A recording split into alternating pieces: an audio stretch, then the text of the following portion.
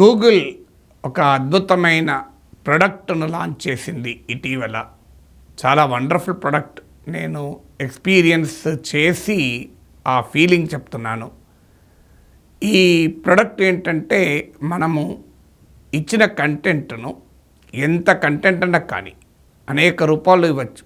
Text రూపంలో, PDF రూపంలో, links రూపంలో, యూట్యూబ్ లింక్స్ రూపంలో, వెబ్సైట్ లింక్స్ రూపంలో, ఇలా అనేక రకాల కంటెంట్ను మీరు ఫీడ్ చేసి ఆ కంటెంట్ను ఆధారంగా చేసుకొని ఆ కంటెంట్ను స్టడీ చేసి దాని నుంచి ఇద్దరు వ్యక్తులు 10 నిమిషాలు మాట్లాడుకుంటే ఎలా ఉంటుంది అంటే, కొన్ని వందల ఆర్టికల్స్, అనేక పరిశోధనా పత్రాలు, లేదు ఒక బుక్కు, ఇలా నువ్వు ఏమన్నా ఇవ్వు, ఎంతన్నా ఇవ్వు, ఎన్ని రకాలని ఇవ్వు, వాటన్నిటినీ స్టడీ చేసిన ఇద్దరు దానిపైన మాట్లాడుకుంటే ఎలా ఉంటుంది.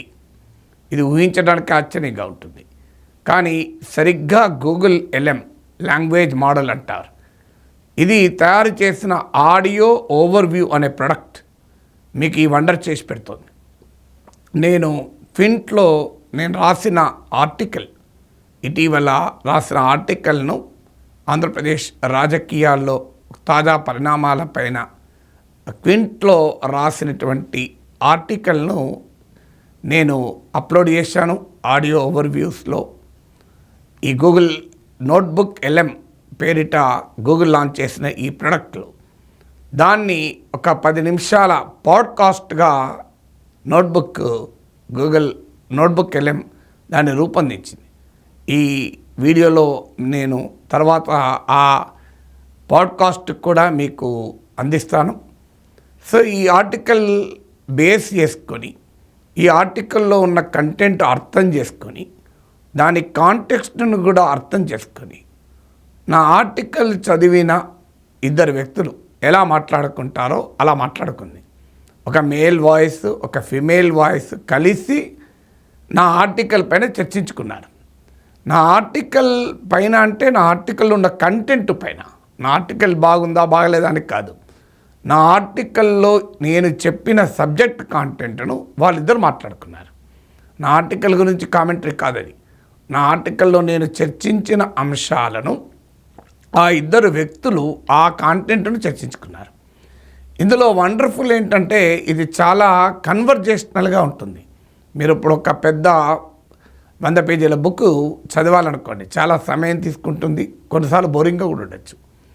కానీ ఇది పాడ్కాస్ట్ ఏం చేస్తుందంటే, దాని నుంచి ఒక 10 నిమిషాలు ఆ బుక్లోని ఎసెన్స్ తీసుకొని ఇద్దరు మాట్లాడుకుంటారు. అంటే బుక్ చదివిన ఇద్దరు వ్యక్తులు ఆ బుక్లోని కంటెంట్ చర్చించుకుంటే ఎలా ఉంటుందో అలా ఉంటుంది.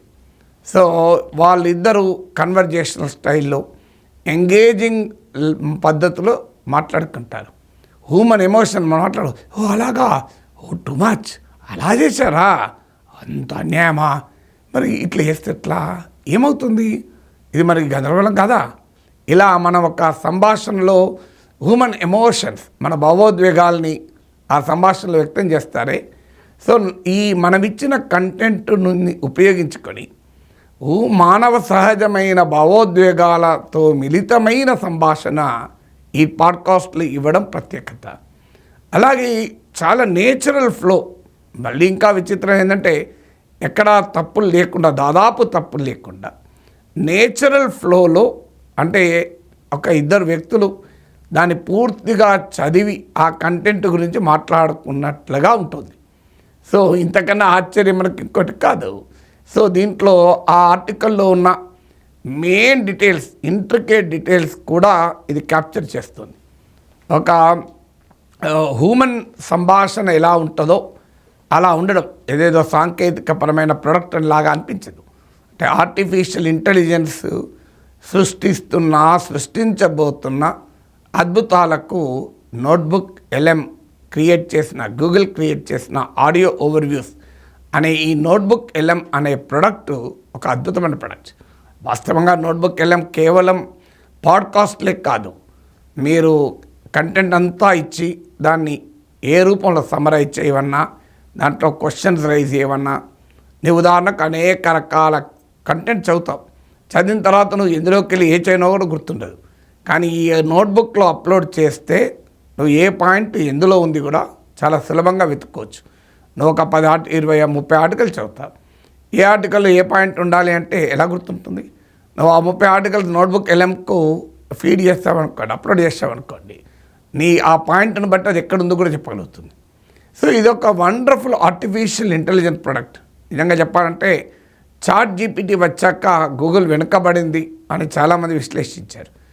చాట్ జీపీటీ ఒక వండర్ అంటే చాట్ జీపీటీని మించినటువంటి రెవల్యూషన్ లాగా కనబడుతుంది. అఫ్కోర్స్ ఇప్పటికే కొన్ని ఇలా టెక్స్ట్ టు పాడ్కాస్ట్ చేసే ఆర్టిఫిషియల్ ఇంటెలిజెన్స్ ప్రొడక్ట్స్ మార్కెట్లోకి వచ్చాయని కూడా చదివాను. నేను వాటిని టెస్ట్ చేయలేదు, కానీ గూగుల్ నోట్బుక్ ఎల్ఎం మాత్రం నేను ఎక్స్పీరియన్స్ అయి ఆ అనుభవాన్ని మీతో షేర్ చేసుకుంటున్నాను.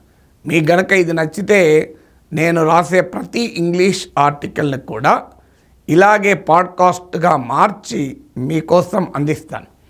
అయితే ఇప్పటివరకైతే ఇంగ్లీష్లోనే ఉన్నట్టుంది, బహుశా ఇతర భాషల్లోకి కూడా వస్తుంది అనుకుంటాను. To the best of my knowledge ఇంకా రానట్లుంది, సబ్జెక్ట్ టు కరెక్షన్. అందులో ఈ ఇంటరాక్టివ్ వీడియోస్ను టెక్స్టువల్ కంటెంట్ నుంచి రూపొందించేటువంటి ఈ అద్భుత ప్రక్రియ it's hats off to technology. రియల్గా గూగుల్ సృష్టించిన ఈ అద్భుతం ఇంకా అనేక రకాల అద్భుతాల సృష్టికి మార్కెట్ కాంపిటీషన్ దారితీస్తుందని నమ్మకం. ఇక్కడ ఓపెన్ ఏఐ చాట్ జీపీటీని సృష్టించింది. గూగుల్ అందులో కొంత మొదట్లో తత్తరపడ్డది అని చర్చ కూడా జరిగింది. గూగుల్ కూడా ఇప్పుడు జెమిని ఇలాంటి ప్రొడక్ట్స్ రూపొందిస్తోంది. సో ఇప్పుడు గూగుల్ ఈ సృష్టించిన నోట్బుక్ ఎల్ఎం ఇలా సోషల్ మీడియాలో పెద్ద చర్చనీయాంశమైంది. ఇంకా తెలుగు ప్రేక్షకులకు, పాఠకులకు, ఆ స్థాయిలో టెక్నాలజీ పరిచయం ఉన్న వ్యక్తులకు తెలిసిన విషయం, కానీ ఇంకా చాలామందికి తెలియదు. అందుకే ఈ ఆసక్తికరమైన అనుభవాన్ని మీతో పంచుకునే ప్రయత్నం చేస్తున్నాను. ఇప్పుడు మీరు చూడండి, నోట్బుక్ ఎల్ఎం గూగుల్ సృష్టించిన ఒక అద్భుత ప్రొడక్ట్. నోట్బుక్ ఎల్ఎం ఆడియో ఓవర్వ్యూస్ ద్వారా నా ఆర్టికల్ క్వింట్లో పబ్లిష్ అయిన ఆర్టికల్, ఆ ఆర్టికల్ కూడా లింక్ డిస్క్రిప్షన్లో ఇస్తున్నాను. స్క్రీన్పై కూడా ఆ ఆర్టికల్ స్క్రీన్ షాట్ కూడా మీకు చూపుతున్నాను. ఎందుకంటే రేపు నేను రాయకపోయినా నేనే రాశానని దాని నుంచి ఆడియో పాడ్కాస్ట్ అని చెప్పి ఎవరైనా పనికిమాల పనులు చేసే ప్రమాదం ఉంటుంది. అందుకొరకు దానికి ఎవరైనా అలా చేస్తే నమ్మకండి. నా ఆర్టికల్కి సోర్స్ ఉండాలి కదా. నేను క్వింట్ అనే ప్రఖ్యాత వెబ్సైట్కు రాసిన ఆర్టికల్ ఆధారంగా ఈ పాడ్కాస్ట్ను నోట్బుక్ ఎల్ఎం రూపొందించింది. మీరు చూడండి, మీ అభిప్రాయాలు కింద కామెంట్స్ రాయండి. నా ఆర్టికల్ గురించి కాదు, ఈ టెక్నాలజీలో వస్తున్న ఈ అద్భుత మార్పులపైన మీ ఎక్స్పీరియన్స్ షేర్ చేసుకోండి. మీరు కూడా ఒకసారి ఈ ప్రోడక్ట్ని ఎక్స్పీరియన్స్ చేయండి. నోట్బుక్ ఎల్ఎం అని కొడితే గూగుల్లో వచ్చేస్తుంది. So let's use artificial intelligence, let's use new technologies. అంటే ఈ సాంకేతిక ప్రక్రియల్ని ఒక అద్భుతమైన వైజ్ఞానిక ప్రపంచాన్ని మన ముందు ఆవిష్కరిస్తున్నాయి.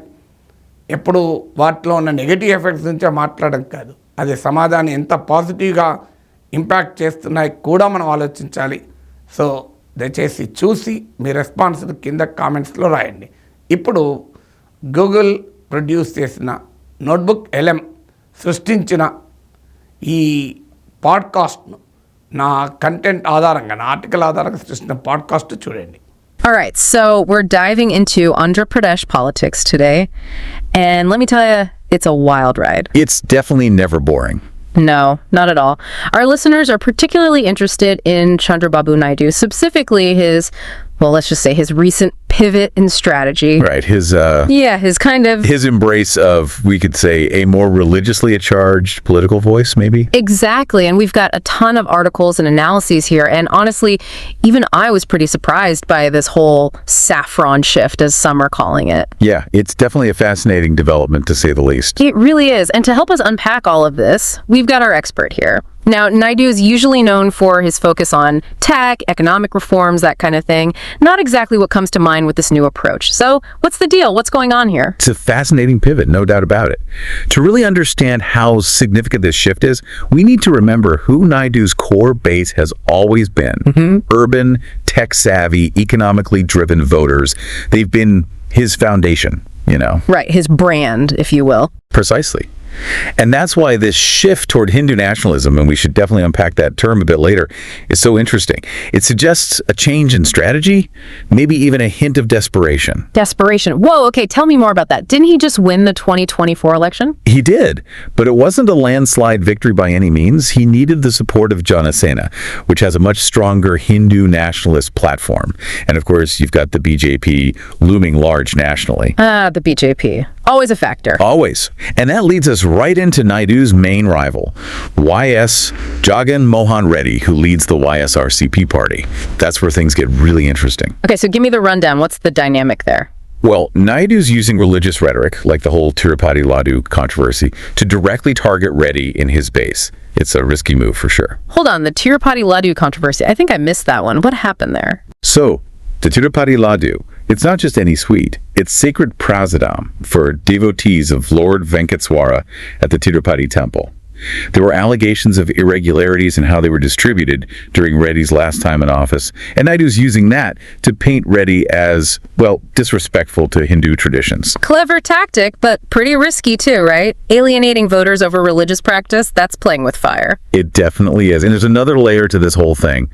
Naidu's not a young guy anymore. This whole thing, it could be about cementing his legacy, maybe even clearing the path for his son, Nara Lokesh, to take over the party eventually. The age-old game of political succession. So he's thinking long-term, but is it sustainable? That's the million-dollar question. Especially with another player entering the scene, one who could really shake things up, Pawan Kalyan. Okay, Pawan Kalyan. So he's been popping up more and more in the news lately. He has. Who is this guy, and why is he such a big deal in all of this? Well, imagine a guy who can give, I don't know, John Wick a run for his money on the big screen and then turn around and give this rousing political speech. Okay.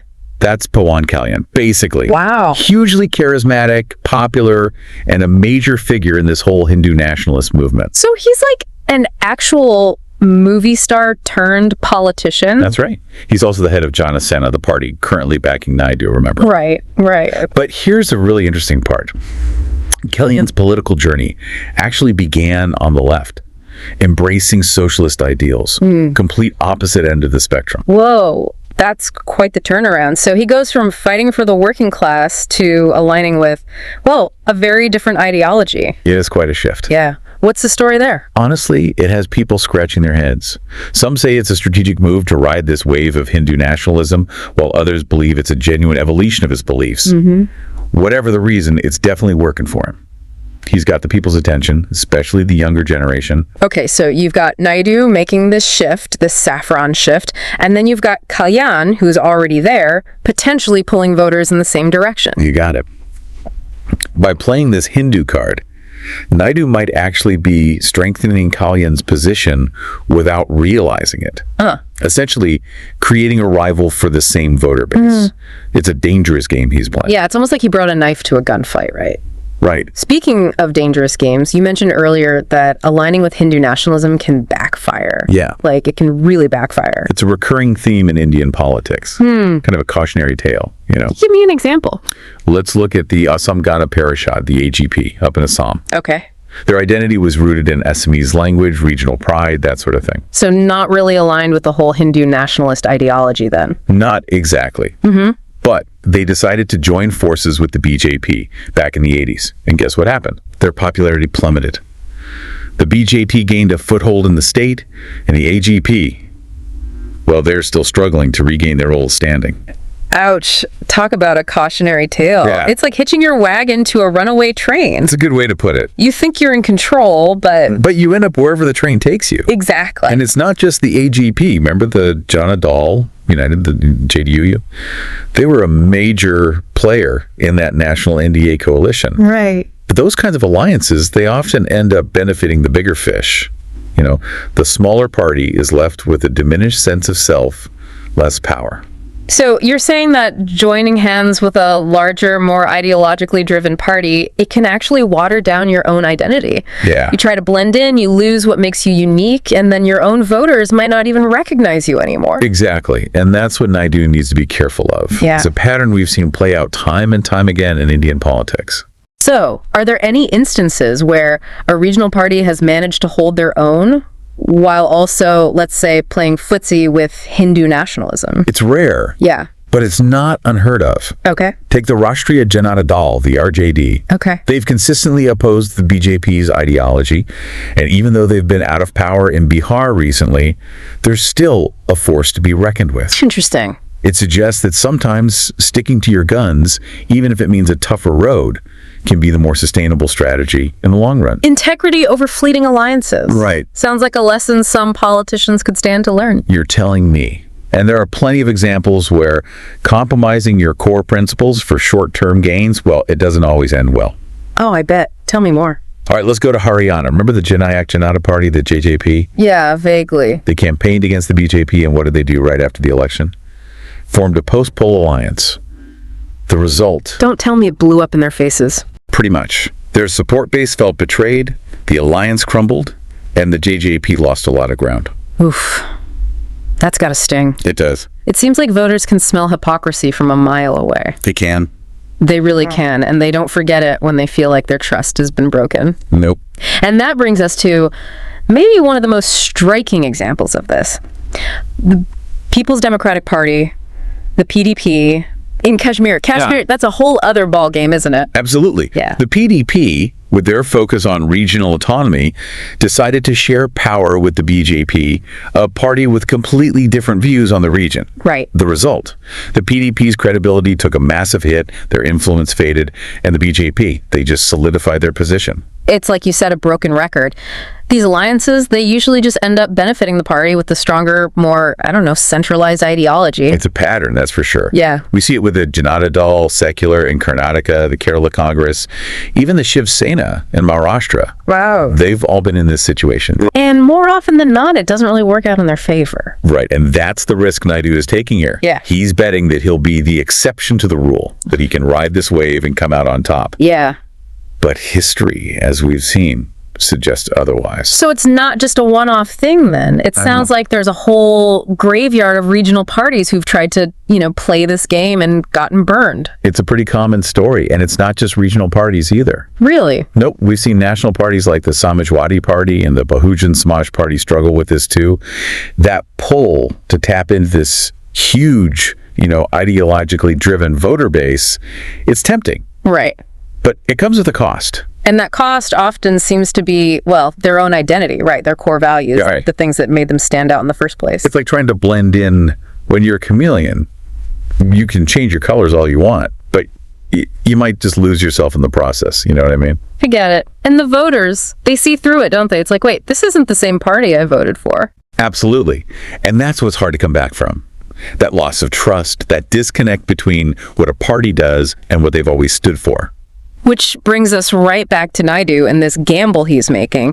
He's looking at all these cautionary tales, all these other parties, and yet he's still going for it. He's betting on himself, basically. Yeah. Betting on his political instincts. Yeah. That he can handle it, that this is what it takes to survive. So it's not just about winning this election for him. Right. It's about what happens after. Can he actually deliver? Will he end up alienating his base or having to make concessions that just water down the party even more? Exactly. And don't forget about Pawan Kalyan, the wild card here. Right. Naidu might have actually made him stronger by doing this, given him more legitimacy. Yeah. He's created a rival who's speaking directly to the same voter. It's like a high-stakes game of chess Naidu playing right into his opponent's hands. Yeah. Maybe. Only time will tell. But it does raise a bigger question about politics, especially in a place like India. Can you really hold on to your ideals and still play the game? Or do you have to compromise? And what happens then? Not just to the parties, but to the whole system. Well, that's something for you to think about, dear listener, because the players might change, the strategies might shift, but one thing's for sure, the stakes are only getting higher. That's for sure. And on that note, we'll wrap things up for today. Thanks for joining us for another deep dive. We'll catch you next time.